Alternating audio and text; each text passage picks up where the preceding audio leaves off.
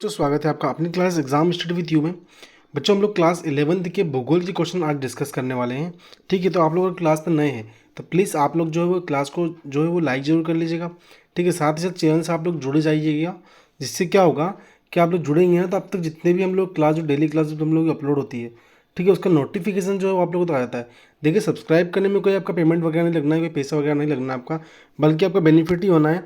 ठीक है, आपको क्या है सारी नोटिफिकेशन मिल पाएगी आराम से, है ना, अच्छे से, ताकि आपकी कोई भी इंपॉर्टेंट क्लास जो है मिस ना हो पाएगी। ठीक है, हम लोग काफ़ी जल्दी कुछ नई बैचेस भी स्टार्ट करने वाले हैं, जैसे कि ठीक क्लास 9th के लिए, 10th वाले बच्चों के लिए, 11th वाले बच्चों के लिए, 12th वाले बच्चों के लिए। ठीक है, 2024 का जो सिलेबस वो हम लोग पास आ गया है काफ़ी सारा। हम लोग कोशिश पूरी करेंगे कि आप लोग अच्छे से जो है वो विथ चैप्टर सारे क्वेश्चन XYZ जितने भी क्वेश्चन आते हैं वो सारे डिस्कस या पूरे क्लियर अच्छे से एक्सप्लेन करने की पूरी कोशिश रहती है मेरी। ऑफलाइन क्लासेस भी हम लोग की जो काफ़ी जल्दी स्टार्ट आप लोगों की हो जाएगी। ठीक है, तो आप लोग प्लीज़ जुड़े रहिएगा और क्लास में लास्ट तक बने रहिएगा। ठीक है, काफ़ी सारे इंपॉर्टेंट क्वेश्चन ही लेके लिए आप मैं आता हूँ। आज हम लोग क्लास जो है वो 11th के भूगोल विषय के लिए, ठीक है, पार्ट 13 पढ़ने वाले हैं। ठीक है, देखिए पार्ट 13 क्या है शुद्ध से बताऊँ आपको मैं। ये इस चैप्टर में से क्या है, काफ़ी बार जो है ना बच्चों को डाउट आते हैं। ठीक है, डाउट किस प्रकार, मतलब बच्चे क्या जो इस पार्ट के जो क्वेश्चन होते हैं वो सोल्व नहीं कर पाते, मतलब तर्क बेस्ड नहीं आते हैं, वो भूगोल के अकॉर्डिंग नहीं आते, वो कुछ घुमा हुए क्वेश्चन आते हैं। ठीक है, असमंजस वाले आते हैं, इसको हम बोलते हैं हमारी भाषा में कन्फ्यूजन वाले। ठीक है, तो आप लोग अदर एक्टिविटी वगैरह दी हुई है, NCERT से पढ़ा रहा हूँ आप लोगों को। ठीक है, अदर एक्टिविटी वगैरह है तो आप लोग पढ़ लीजिएगा, इसके आंसर भी हम लोगों ने दिए हैं। ठीक है, आप लोग पढ़ लीजिएगा इसको। देखिए, डायरेक्ट जो लॉन्ग क्वेश्चन जो हम लोग के आते हैं, ठीक है, 3 मार्क्स के, मैं उस पर आने की बिल्कुल कोशिश करूँगा। देखिए, आज का हमारा पहला क्वेश्चन क्या है कि हम पृथ्वी को नीला ग्रह क्यों कहते हैं, कारण क्या है। जल पृथ्वी पर रहने वाले सभी प्रकार के जीवों के लिए आवश्यक घटक है। पानी जो होता है वो क्या है, एक आवश्यक घटक है। पृथ्वी के जीव सौभाग्यशाली हैं, मतलब जो पृथ्वी पर रहने वाले जितने भी जीव है, जीव मतलब वो जो सांस लेते हैं, सीधी सी बात है, जिनका जीवन जिनके अंदर होता है। ठीक है, वो सभी क्या है, सौभाग्यशाली है कि यह एक जलीय ग्रह है। जलीय ग्रह मतलब ये है कि अपना जो पृथ्वी है ना, इस पर जल है, तो इसको क्या बोलते हैं, जलीय ग्रह बोलते हैं हम लोग। क्या बोलते हैं इसको, जलीय ग्रह, है ना। अन्यथा हम लोगों का अस्तित्व ही नहीं होता। अगर पानी नहीं होता, जल नहीं होता, तो हम लोगों का अस्तित्व बिल्कुल हम लोग कल्पना भी नहीं कर सकते कि हमारा अस्तित्व होता। ठीक है, उसके बाद क्या है कि जल सौरमंडल का दुर्लभ पदार्थ है। मतलब जल क्या है, एक सौरमंडल का दुर्लभ पदार्थ है जो कि काफ़ी कम मात्रा में हमको देखने को मिलता है। सूर्य अथवा सौरमंडल में अन्यत्र कहीं भी जल नहीं है। मतलब सूर्य और सौरमंडल के जितने भी विभिन्न ग्रह हैं उनमें जो पृथ्वी से कम मात्रा में, मान लीजिए कुछ ग्रह तो ऐसे हैं जहाँ बिल्कुल मतलब मान लीजिए कि जल की मात्रा ही नहीं है। ठीक है, पानी की मात्रा है ही नहीं वहाँ पर। पृथ्वी के 71% भाग पर जल पाया जाता है। मतलब पृथ्वी पर कितने प्रतिशत भाग पर जल पाया जाता है, तो 71% भाग पर जो वो जल पाया जाता है। मतलब वाटर जो रिसोर्सेज कितना है, तो 71% जो है। ठीक है, अर्थात पृथ्वी के धरातल पर जल की प्रचुर आपूर्ति है। हमारे ग्रह को नीला ग्रह कहा जाता है। देखो, हमारे ग्रह को नीला ग्रह इसलिए कहा जाता है क्योंकि सबसे अधिक जो जल की मात्रा होती है वो किस ग्रह पे, तो वो भी है जो हमारे पृथ्वी जो है उस पर ही है। ठीक है, हमारा ग्रह जो है उस पर सबसे अधिक जल की मात्रा जो है वो है। अगला क्वेश्चन है कि महाद्वीपीय सीमांत क्या होता है। देखिए, महाद्वीपीय सीमांत क्या होता है समझिएगा। क्या बोल रहा है कि महाद्वीपीय सीमांत प्रत्येक महादेश का विस्तृत किनारा होता है। मतलब प्रत्येक जो है वो तो द्वीप होता है, उसका क्या होता है, किनारा होता है, उसको हम क्या बोलते हैं, महाद्वीपीय सीमांत कहते हैं, जो कि अपेक्षाकृत छिछले समुद्री तथा खाड़ियों का भाग होता है। मतलब लास्ट स्टेज जो होता है ना, हम लोग देखते हैं या तो कोई देश है तो उसकी सीमा है, या तो वो समुद्र से लग रही है, किसी खाड़ी से लगती होती है वो। ठीक है, यह महासागर का सबसे छिछला भाग होता है। छिछला मतलब सबसे लास्ट वाला भाग होता है। ठीक है, बोल सकते हैं हम लोग, जिसकी औसत प्रवणता 1 डिग्री या उससे भी कम होती है। इसकी औसत प्रवणता कितनी होती है, तो 1 डिग्री होती है या उससे भी कम हम लोगों की होती है। फिर क्या बोल रहे हैं कि इस सीमा का किनारा बहुत ही खड़े ढाल वाला होता है। यह अत्यंत तीव्र ढाल पर समाप्त होता है, जैसे पहाड़ी क्षेत्र होता है। ठीक है, बड़ी बड़ी खदानें होती है। ठीक है, हम लोग खदानें नहीं बोल सकते उनको, हम लोग पहाड़ी क्षेत्र बोल सकते हैं उसको, या हम लोग वो बोल सकते हैं जहाँ समुद्र स्टार्ट हो जाता है। ठीक है, ये हमारी जहाँ पर हम लोग क्या है कि स्थल मंडल समाप्त हो जाता है, वहाँ पर जब जलमंडल से स्टार्ट हो जाता है। ठीक है, ज्वालामुखी आ जाएगी हम लोगों की। ठीक है, इस प्रकार की बातें लोग ये कर रहा है। आगे बढ़ते हैं, अगले क्वेश्चन देखते हैं हम लोग हमारे। तो ये कुछ इंपॉर्टेंट क्वेश्चन मैं आप लोगों के लाऊंगा जो मोस्ट इंपॉर्टेंट क्वेश्चन आपके रहेंगे। अगला है विभिन्न महासागरों में के सबसे गहरे गर्तों की सूची बनाइए। तो गर्त महासागरों के सबसे गहरे भाग होते हैं। गर्त जो होते हैं वो क्या होते हैं, महासागरों के सबसे गहरे भाग होते हैं। मतलब महासागरों के अंतर्गत क्या होते हैं, उसके अंदर, अंतर्गत मतलब उसके अंदर क्या होते हैं, तो गर्त होते हैं। अभी तक लगभग 57 गर्तों की खोज की गई है। कितनी खोज की गई है, तो जितने भी महासागर, जितने भी बड़े बड़े समुद्र हैं, ठीक है, उन सबके अंदर कितने 57 गर्तों की खोज कर ली गई है, जिसमें 32 प्रशांत महासागर में, 19 अटलांटिक महासागर में और एवं 6 हिंद महासागर में। ठीक है, ध्यान दीजिएगा, ये जो है ना, ये तीनों महासागर भारत के पास निकट के हैं। विश्व की कुछ प्रमुख गर्त निम्नलिखित है। जैसे पहला क्या है, मेरियाना खाई। मेरियाना खाई क्या है, प्रशांत महासागर और पृथ्वी का सबसे गहरा भाग, जिसकी गहराई समुद्र तल से 11,000, क्या बोला, समुद्र तल से भी अधिक है। ठीक है, तो समुद्र का जो तल है ना उससे भी अधिक देखने को मिलती है, दिखती है तो 11,3400 मीटर या 11,034 मीटर है, सॉरी, ठीक है। अगला क्या है देखिएगा, ख वाला, कि प्यूरिटी को खाई। अब प्यूरिटी को खाई क्या होती है, तो यह अटलांटिक महासागर का सबसे गहरा गर्त है। यह अटलांटिक महासागर का कौन सा है, सबसे गहरा गर्त है ना, ध्यान दीजिएगा आप लोग।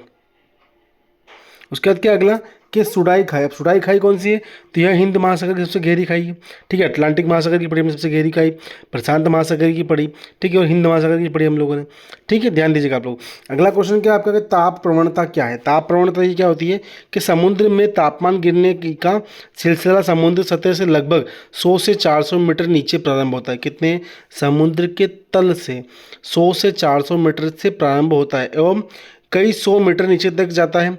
वह सीमा क्षेत्र जहां तापमान में तीव्र गिरावट आती है ताप प्रवणता कहलाता है। ताप प्रवणता क्या होता है, कि समुद्री तल से 100 से 400 मीटर की नीचे गहराई पर, ठीक है, जहां तापमान गिरता है, तापमान में गिरावट जो है वो दिखाई जाती है, दर्शाई जाती है, तब उसे क्या बोलते हैं हम लोग, ताप प्रवणता कहा जाता है। महासागरों में सतही एवं गहरी परतों वाले जल के बीच विभाजक रेखा होती है। समुद्र में वहीं से तापमान गिरने लगता है, ठीक है, ध्यान दीजिएगा। अगला क्वेश्चन क्या हमारा, क्वेश्चन नंबर 5, कि समुद्र में नीचे जाने पर आप ताप की किन परतों का सामना करेंगे। गहराई के साथ साथ तापमान में विभिन्नता क्यों आती है, जैसे गहराई बढ़ती है वैसे तापमान में विभिन्नता क्यों आती है, इसके बारे में हमको बताना है, ठीक है। तो क्या बोल रहा है, मध्य एवं निम्न अक्षांशों में महासागरों के तापमान की संरचना को सतह से तली की ओर 3 परतों से गुजारना पड़ता है। पहली परत गर्म महासागरीय जल की सबसे ऊपरी परत होती है। गर्म महासागरीय की होती है, जल की सबसे ऊपरी परत होती है, जो लगभग 500 मीटर मोटी होती है। कितनी मीटर मोटी होती है पहली परत, तो 500 मीटर मोटी होती है। और इसका तापमान 20 डिग्री सेंटीग्रेड से 25 डिग्री सेंटीग्रेड के बीच होता है। कितना होता है इसका तापमान, 20 डिग्री सेंटीग्रेड से 25 डिग्री सेंटीग्रेड तक होता है। उष्ण कटिबंधीय क्षेत्रों में यह परत पूरे वर्ष स्थित रहती है, ठीक है। उष्ण कटिबंधीय जो है क्षेत्र होते हैं वहाँ पर ये क्या है, पूरे वर्ष जो है उपस्थित होती है। जबकि मध्य अक्षांशों में यह केवल ग्रीष्म ऋतु में ही विकसित होती है। जो कि बीच के भाग होते हैं उसमें क्या है, केवल गर्मी के मौसम में यह विकसित होती है। दूसरी परत जिसे ताप प्रवणता परत कहा जाता है। देखिए दूसरी परत को क्या बोलते हैं हम, ताप प्रवणता परत, ठीक है। पहली परत क्या थी, गर्म महासागरीय, ठीक है। दूसरी क्या है, ताप प्रवणता परत। अब ताप प्रवणता परत वो होती है कि पहली परत के नीचे स्थित होती है। इसमें गहराई के बढ़ने के साथ साथ तापमान में गिरावट आती है। क्या आती है, तापमान में गिरावट देखने को हम लोग मिलती है। यह ताप प्रवणता की मोटाई 500 से 1000 मीटर तक होती है। कितनी होती है, 500 से 1000 मीटर। पहली परत में कितनी थी, 20 डिग्री से 25 डिग्री सेंटीमीटर तक थी, मतलब 500 तक मीटर तक थी, ठीक है, 100 से 500 तक। ये कितनी है, तो ये 500 से 1000 मीटर तक थी, ठीक है। इसकी तीसरी परत बहुत ठंडी होती है, अधिक ठंडी होती है तथा गंभीर महासागरीय तली तक विस्तृत होती है, ठीक है।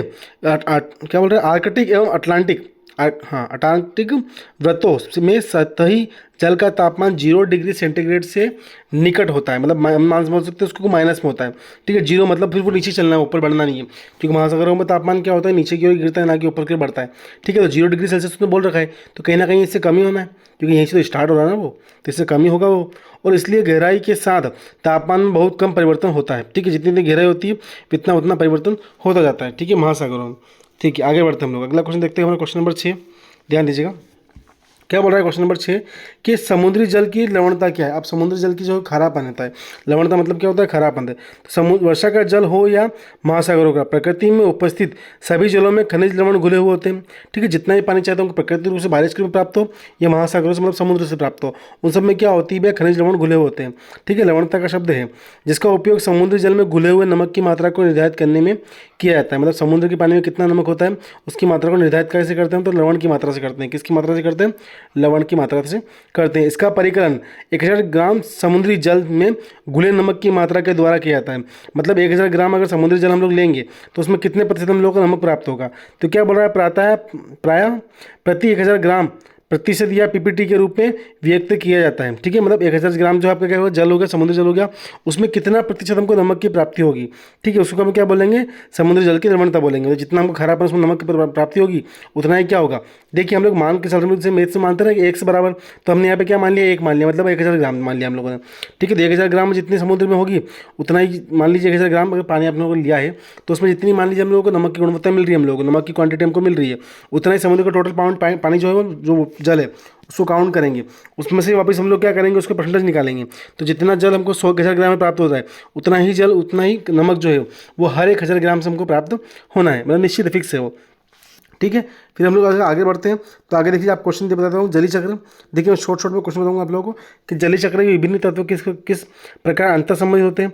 ठीक है। फिर अगला क्वेश्चन है कि महासागरों के तापमान विवरण प्रभावित करने वाले कारकों का परीक्षण कीजिए।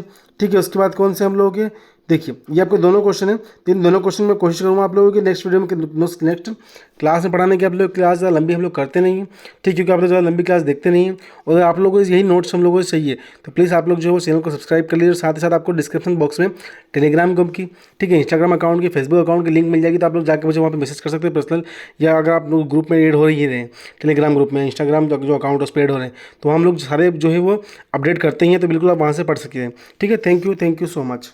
अगर क्लास पसंद आई तो प्लीज़ आप लोग क्लास को जो है वो लाइक जरूर कर दीजिएगा। ठीक है। Thank you.